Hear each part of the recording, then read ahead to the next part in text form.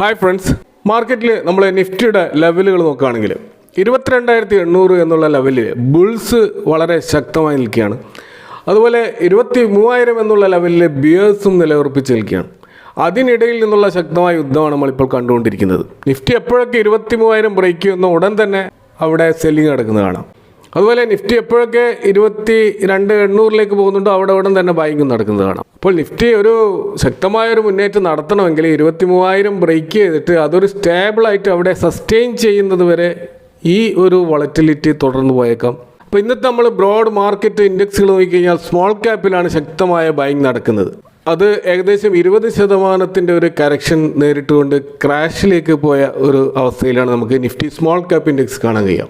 അപ്പോൾ അതുകൊണ്ട് തന്നെ ഇപ്പോൾ അതിൻ്റെ വാല്യുവേഷൻ വളരെയധികം അട്രാക്റ്റീവായിട്ട് തോന്നുന്നത് കൊണ്ടാണ് ശക്തമായ ബൈങ് നമുക്ക് സ്മോൾ ക്യാപ്പിൽ ഇപ്പോൾ കാണുന്നത്. അതുപോലെ നമ്മൾ സെക്ടർ വൈസ് നോക്കിക്കഴിഞ്ഞാൽ ബാങ്കിങ് ആൻഡ് ഫൈനാൻഷ്യൽ സർവീസസിലാണ് പ്രധാനമായിട്ടുള്ള ബൈങ് നടക്കുന്നത്. കൂടാതെ ഇന്ന് നമുക്ക് കാണാൻ കഴിയും നിഫ്റ്റി റിയാലിറ്റി, മെറ്റൽ, മീഡിയ പോലെയുള്ള സെഗ്മെൻറ്റിലും ഒരു 1% മൂവ് നടന്നതായിട്ട് കാണാം. ഇപ്പോൾ നിഫ്റ്റി ടോപ്പ് 500 സ്റ്റോക്കുകൾ നമ്മൾ നോക്കുകയാണെങ്കിൽ 10% കൂടുതലുള്ള ഒരു മുന്നേറ്റം നടത്തിയ 9 സ്റ്റോക്കുകൾ കാണാൻ കഴിയും. അപ്പോൾ അതിൽ നമുക്ക് കാണാൻ പറ്റും JBM ഓട്ടോ, അതുപോലെ Tata investment corporation, RVNL, Ageas logistics, Mazagon dock, garden rich ship building, അതുപോലെ CGCL, നെറ്റ്വെബ് ടെക്നോളജീസ്, ബിക്കാജി ഫുഡ്സ് തുടങ്ങിയ സ്റ്റോക്കുകളൊക്കെ 10% അതിന് മുകളിലും മുന്നേറ്റം നടത്തിയ സ്റ്റോക്കുകളാണ്. ഇപ്പോൾ ഇന്നത്തെ ഒരു FII DIS ഡാറ്റ സൂചിപ്പിക്കുന്നത് 1,881 കോടിയുടെ ഒരു നെറ്റ് സെല്ലിങ് ഇപ്പോഴും FIIs നിൽക്കുന്നതായിട്ട് കാണാം. പക്ഷെ അത് വളരെ നേരിയ ഒരു എമൗണ്ട് ആണ് എന്നുള്ളത്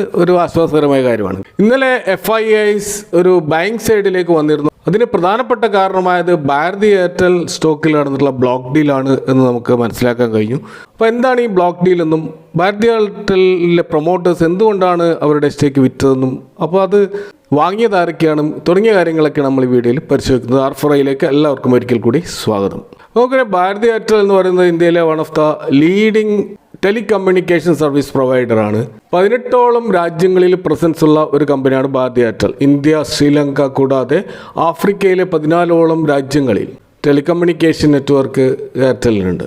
ഇവരുടെ ഒരു മാർക്കറ്റ് ലീഡർഷിപ്പിൻ്റെ ആ ഒരു സ്ട്രെങ്ത് നമ്മൾ മനസ്സിലാക്കണം. ഇതിൻ്റെ വേൾഡ് വൈഡ് ഇതിൻ്റെ റാങ്ക് നമ്പർ 3 ആണെന്ന് കാണാം.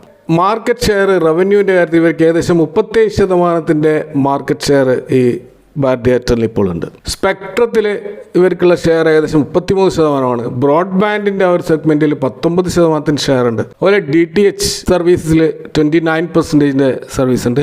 അപ്പോൾ ഇവരുടെ ഒരു ആവറേജ് റവന്യൂ പെർ യൂസർ നമുക്ക് കാണാൻ കഴിയുന്നത് 209 രൂപയാണ്. അപ്പോൾ ഇവിടെ ഒരു റവന്യൂ വരുന്ന ജോഗ്രഫിക്കലായിട്ടുള്ള ഒരു സ്പ്ലിറ്റ് നോക്കുകയാണെങ്കിൽ ഇന്ത്യയിൽ നിന്ന് 57% റവന്യൂ ഇവർ ക്രിയേറ്റ് ചെയ്യുന്നുണ്ട്. ആഫ്രിക്കയിൽ നിന്ന് 27% റവന്യൂമാണ് ഇവർ ക്രിയേറ്റ് ചെയ്യുന്നത്. അതുപോലെ എൻ്റർപ്രൈസസ്, ബ്രോഡ്ബാൻഡ് ആൻഡ് DTH പോലെയുള്ള സർവീസസിൽ നിന്ന് 16% റവന്യൂമാണ് ഇവർ ക്രിയേറ്റ് ചെയ്യുന്നത്.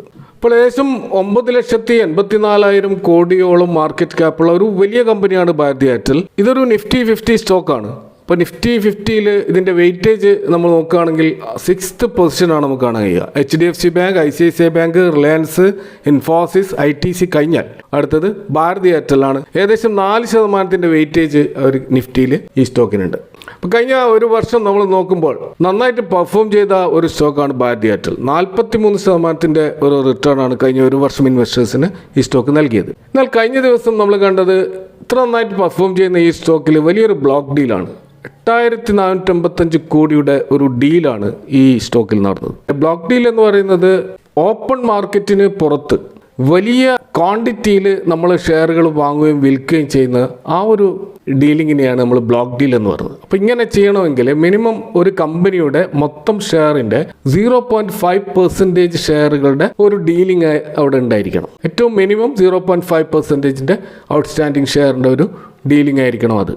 അപ്പോൾ പൊതുവെ ഇത് നടക്കുന്നത് ഇൻസ്റ്റിറ്റ്യൂഷൻസ് തമ്മിലാണ്. പ്രത്യേകിച്ച് ഡൊമസ്റ്റിക് ഇൻസ്റ്റിറ്റ്യൂഷൻസ് അതുപോലെ ഫോറിൻ ഇൻസ്റ്റിറ്റ്യൂഷൻസും തമ്മിലൊക്കെയാണ് ഇത്തരത്തിലുള്ള ഡീലിംഗ് നടക്കുക. അപ്പോൾ പൊതുവെ ഇത്തരം ഡീലുകൾ നടക്കുമ്പോൾ ശക്തമായിട്ടുള്ള നെഗോഷിയേഷൻ അല്ലെങ്കിൽ ഒരു ബാർഗെയിനിങ്ങിലൂടെയാണ് ഡീൽ ഉറപ്പിക്കുക.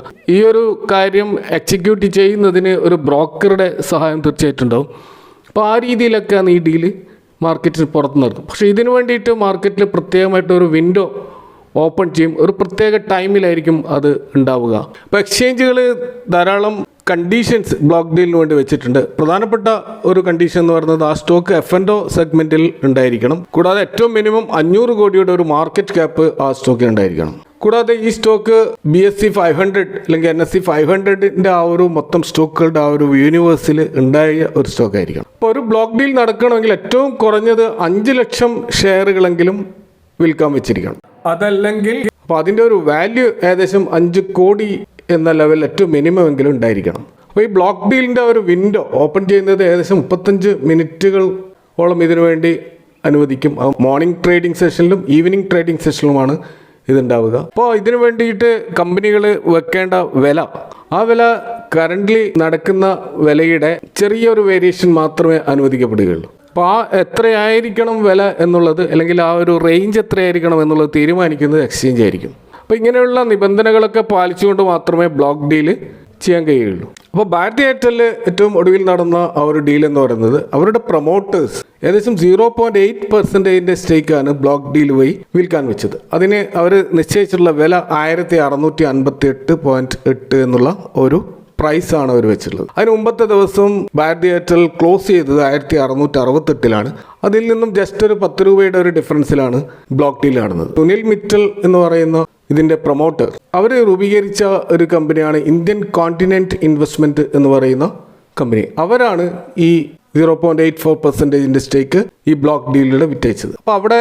അവർ ഈ 0.84 എന്ന് പറയുമ്പോൾ 51.1 മില്യൺ ഷെയർസ് ആണ്. അതിൻ്റെ വാല്യൂ ഏകദേശം 8485 കോടി വരും. ഇപ്പോൾ നുവാമയുടെ ഒരു റിപ്പോർട്ട് അനുസരിച്ചിട്ട് ഇത് വാങ്ങിയിട്ടുള്ളത് ഏകദേശം 5300 മുതൽ 5500 കോടിയോളം വാങ്ങിയിട്ടുള്ളത്. ഭൂരിഭാഗം സ്റ്റോക്കും വാങ്ങിയിട്ടുള്ളത് ഫോറിൻ ഇൻവെസ്റ്റേഴ്സാണ്. ബാക്കിയുള്ളത് മാത്രമാണ് ഡൊമസ്റ്റിക് ഇൻവെസ്റ്റേഴ്സ് വാങ്ങിയിട്ടുള്ളത്. ഇപ്പോൾ ഈ ഡീലിലുള്ള മേജർ ആയിട്ടുള്ള ബയേഴ്സിനെ നമ്മൾ നോക്കുകയാണെങ്കിൽ 12 മില്യൺ ഷെയർസ് വാങ്ങിയിട്ടുള്ള ഭാരതി ടെലികോം ലിമിറ്റഡ്, അവരാണ് ഏറ്റവും മേജർ ആയിട്ടുള്ള സ്റ്റോക്കുകൾ വാങ്ങിയിട്ടുള്ളത്.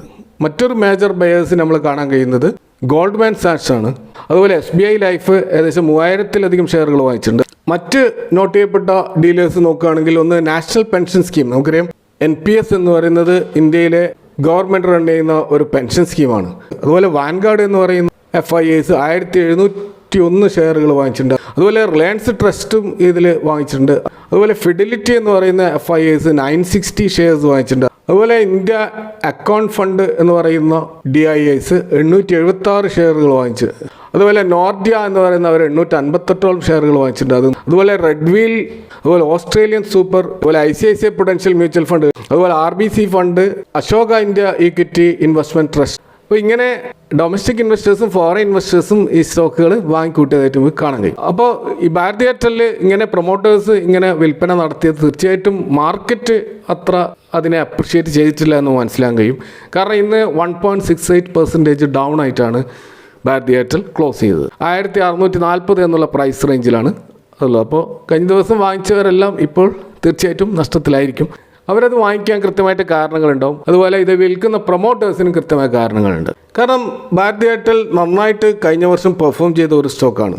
കൂടാതെ ഇതിപ്പോൾ ഓൾ ടൈം ഹൈയിലാണ് എത്തി നിൽക്കുന്നത്. അതിൽ നിന്ന് ഏകദേശം 7% ഒരു ചെറിയൊരു കറക്ഷൻ മാത്രമാണ് ഈ സ്റ്റോക്കിൽ ഉണ്ടായത്. അതായത് നമുക്കറിയാം പല സ്റ്റോക്കുകളും 20 മുതൽ 30-40% കറക്റ്റ് ചെയ്തപ്പോൾ ഭാരതി എയർടെൽ വലിയ തോതിൽ താഴോട്ടേക്ക് വന്നിട്ടില്ല. അപ്പോൾ സ്വാഭാവികമായിട്ടും ഈ ഒരു മാർക്കറ്റിൽ ഇത് നല്ലൊരു അവസരമായിട്ട് പ്രൊമോട്ടർ കാണുന്നുണ്ടാവും.